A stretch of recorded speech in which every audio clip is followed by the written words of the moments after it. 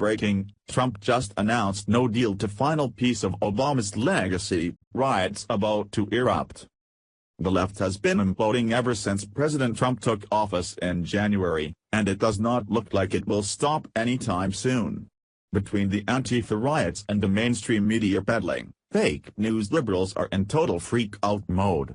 During the last 8 years, Barack Obama did his best to ruin America and was hoping his destructive policies would stay in place. However, the moment that Trump was elected, the left saw all their hard work being flushed down the toilet.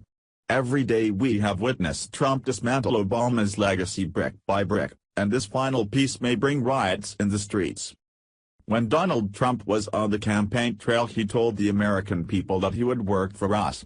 That the days of policies that did not benefit the American people would be forever in the past. We witnessed that recently when President Trump decided to pull out of the Paris Accord that would steal American jobs and cost taxpayers millions. Of course, the left lost their relatively small minds and they are still moping about it to this day. However, if we thought the left was insufferable, then we have not seen anything yet.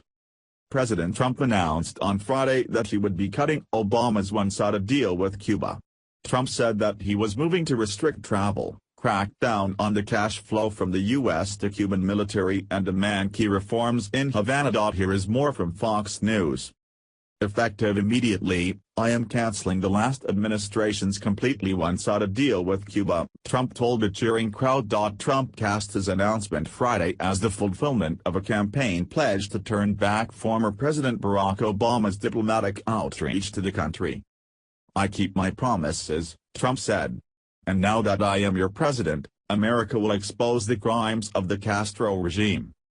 A cornerstone of the new policy is to ensure Americans traveling to Cuba only support private businesses and services, banning financial transactions with the dozens of enterprises run by the military-linked corporation YESA. The Trump administration also says it will strictly enforce the 12 authorized categories allowing American citizens to travel to Cuba, banning one particular type of travel, known as individual people-to-people trips, seen as ripe for abuse by would-be tourists. Most U.S. travelers to Cuba will again be required to visit the island as part of organized tour groups run by American companies. Obama eliminated the tour requirement, allowing tens of thousands of Americans to book solo trips and spend their money with individual bed and breakfast owners, restaurants, and taxi drivers. The rules also require a day-long schedule of activities designed to expose the travelers to ordinary Cubans.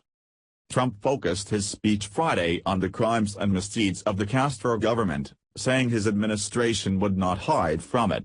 He accused the regime of harboring cop killers, hijackers, and terrorists while casting the policy changes as meant to encourage a free Cuba.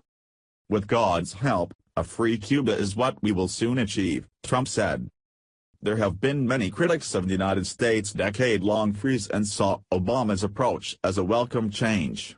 However, while many on the left thought that this was positive, many lawmakers in D.C. saw it as a slap in the face. One of those people to be a harsh critic of Obama's policy that favored the communist regime was Senator Marco Rubio. Rubio, who is a Cuban American, helped craft the New Deal that helps the Cuban people instead of the dictator.